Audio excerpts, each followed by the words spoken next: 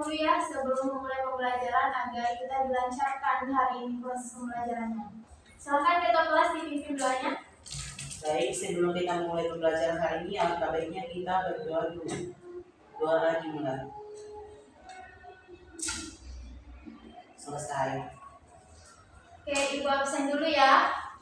Suryadi, Hadir Bu. Asmaul Husna, hadir Bu. Aulia Dewi, hadir Bu. Selvira, hadir Ibu. Oke, hadir semua ya. Ya, Bu. Jadi hari ini kita akan membahas mengenai nilai-nilai Pancasila di kehidupan sehari-hari. Nah, sebelumnya kan kita sudah belajar mengenai hak dan kewajiban. Sekarang kita belajar mengenai nilai-nilai Pancasila. Nah, ada yang bisa menyebutkan apa saja nilai-nilai Pancasila? Kita bahas satu-satu ya. Jadi Pancasila ada 5. Coba sebutkan. Yang 1, ketuhanan yang Maha Esa. 2, kemanusiaan yang tidak beradab. 3, persatuan Indonesia. 4, rakyat yang dipimpin oleh lembaga kebijaksanaan dan kedaulatan perwakilan. 5, keadilan sosial bagi seluruh rakyat Indonesia. Oke, jadi kita bahas sila pertama yaitu ketuhanan yang Maha Esa. Nah, dari kata ketuhanan yang Maha Esa itu bisa kita maknai bahwa seluruh masyarakat Indonesia berhak memilih keyakinan dan kepercayaannya masing-masing. Dan seluruh masyarakat Indonesia harus punya kepercayaan, harus punya keyakinan karena agama itu merupakan identitas dari masyarakat Indonesia. Nah, buktinya apa? Kita lihat kalau anak-anak sekalian nantinya sudah punya KTP, itu bisa dilihat di KTP-nya agamanya ini. Itu menandakan bahwa semua masyarakat Indonesia harus punya agama, harus punya kepercayaan. Paham sampai sini? Paham. Kemudian yang kedua, kemanusiaan yang adil dan beradab. Nah, kata dari adil dan beradab itu bisa kita maknai, adil itu menandakan bahwa kita memberikan hak orang lain sesuai dengan apa yang harusnya mereka dapatkan. Kemudian beradab itu menandakan bahwa bagaimana kita sebagai masyarakat Indonesia, bagaimana kita sebagai seorang pelajar harus mampu memanusiakan manusia. Memanusiakan manusia dalam artian seperti apa? Menghargai manusia yang lainnya, menghargai orang lain, menganggap mereka setara dengan kita, tidak membeda-bedakan. Seperti itu. Kemudian yang ketiga, persatuan Indonesia. Nah, kata persatuan Indonesia ini lahir karena adanya kesadaran bahwa di Indonesia memiliki banyak sekali perbedaan. Contohnya apa saja? Seperti yang sebelumnya Ibu katakan, adanya perbedaan agama, perbedaan suku dan budaya, kemudian perbedaan adat istiadat lainnya. Nah, dari perbedaan-perbedaan itulah lahirlah kata persatuan. Kalau tidak ada persatuan di Indonesia, apa yang terjadi? Terjadinya perpecah belahan. Kemudian adanya pemberontakan di mana-mana karena perbedaan pendapat, perbedaan keyakinan dan kepercayaan. Maka penting bagi kita sebagai masyarakat Indonesia adanya persatuan. Kemudian yang keempat, kerakyatan yang dipimpin oleh hikmat kebijaksanaan. Nah, dari sila keempat ini bisa kita maknai bahwa sebagai pemimpin yang baik kita harus mampu menjadi seorang yang bijaksana dan menjalankan yang namanya musyawarah. Karena kalau kita jadi pemimpin tapi kita tidak bisa mengayomi orang-orang di bawahnya kita, mendengarkan pendapat-pendapat mereka, mengajak mereka untuk bermusyawarah, kemudian mengayomi mereka, itu kita tidak pantas disebut sebagai pemimpin. Dan pemimpin dalam artian ini bukan hanya suatu waktu kita akan menjadi seorang pemimpin, misalkan presiden, misalkan DPR, misalkan itu mungkin saja bisa terjadi, tapi minimal kita harus mampu menjadi pemimpin bagi diri kita sendiri. Kita harus mampu mengendalikan emosi kita, mampu menjadi manusia yang lebih baik lagi, mampu menjadikan manusia setara dengan kita, tidak membeda-bedakan. Seperti itu. Kemudian yang terakhir, keadilan sosial bagi seluruh rakyat Indonesia. Nah, seperti yang sebelumnya Ibu katakan bahwa keadilan itu adalah memberikan hak orang lain sesuai dengan apa yang seharusnya mereka dapatkan. Nah, keadilan bagi seluruh rakyat Indonesia ini menandakan bahwa kita sebagai masyarakat Indonesia berhak dan harus memberikan hak kepada orang lain sesuai dengan apa yang harus mereka dapatkan, tanpa melihat status, latar belakang atau segala macamnya. Paham sampai sini? Paham. Oke, sekarang Ibu tanya, contoh dari penerapan nilai-nilai sila pertama apa saja? Yang berhubungan agama. Sholat, oke, betul. Mengaji Bu. Mengaji, betul.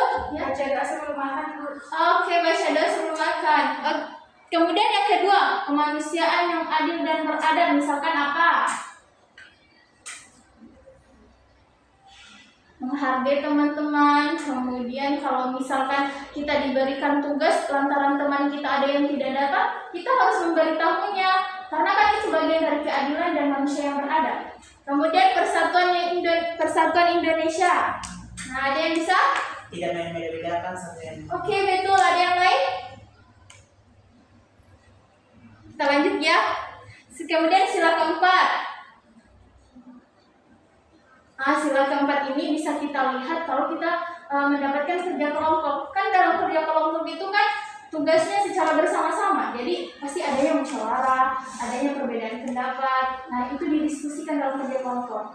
Oke, yang terakhir adalah keadilan sosial bagi seluruh rakyat Indonesia. Ini sama ya seperti tadi, ketika ada teman kita yang tidak hadir lantaran ada tugas yang diberikan guru, kita bisa memberitahu kepada mereka. Itu kan sikap adil kita, sikap kita sebagai manusia yang baik. Nah, paham sampai sini? Ya. Oke, sekarang Ibu akan bagikan lembar tugasnya. Di sini ada gambar, kemudian anak-anak sekalian akan mengisikan sila apa yang menggambarkan pada gambar tersebut, kemudian alasannya. Dipaham? Ya. Oke.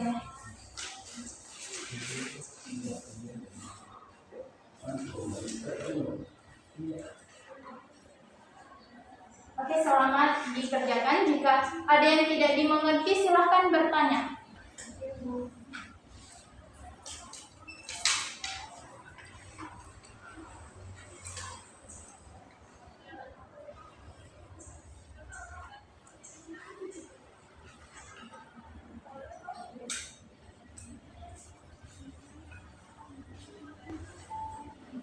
Selesai?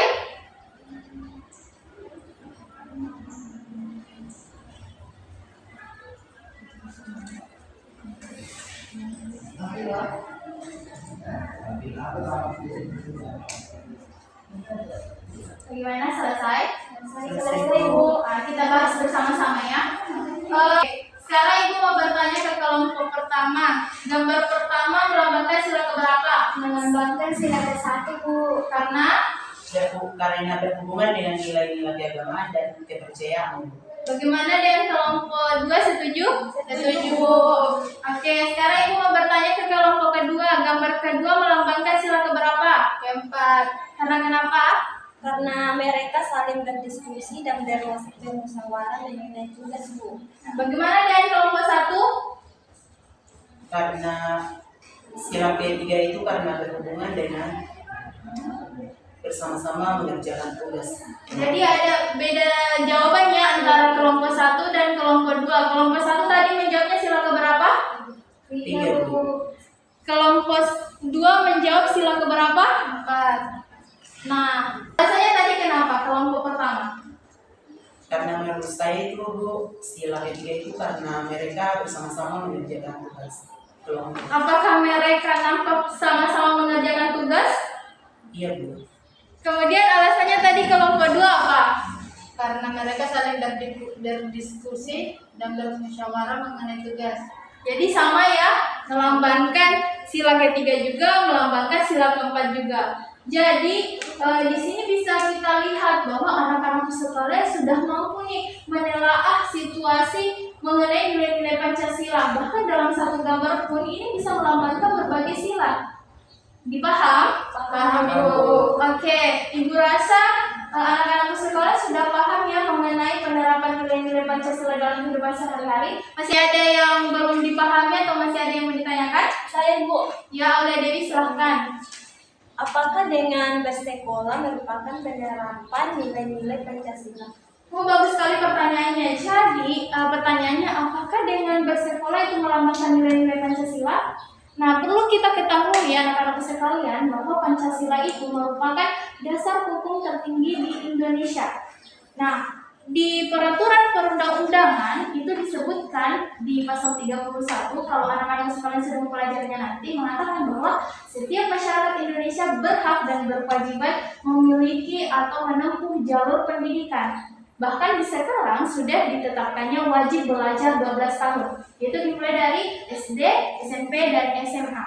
Nah, karena peraturan itu datang dari Pancasila, yaitu keadilan sosial bagi seluruh rakyat Indonesia, kemudian ditetapkanlah undang-undang bahwa setiap masyarakat Indonesia wajib mendapatkan pendidikan yang sama ratanya tanpa membeda-bedakan derajat, status, ataupun latar belakang seseorang. Jadi menempuh pendidikan itu merupakan kewajiban bagi kita sebagai masyarakat Indonesia.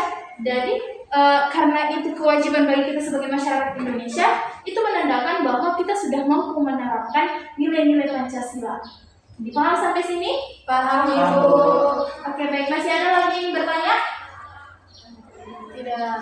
Oke, kita simpulkan ya. Jadi penerapan nilai-nilai Pancasila itu penting bagi kita sebagai masyarakat Indonesia, bahkan sebagai seorang pelajar. Karena kenapa?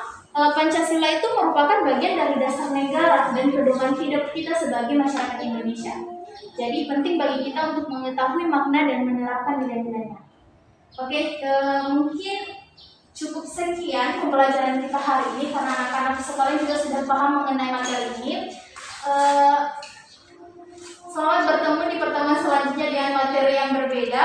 Ibu tutup dengan mengucapkan wassalamualaikum warahmatullahi wabarakatuh.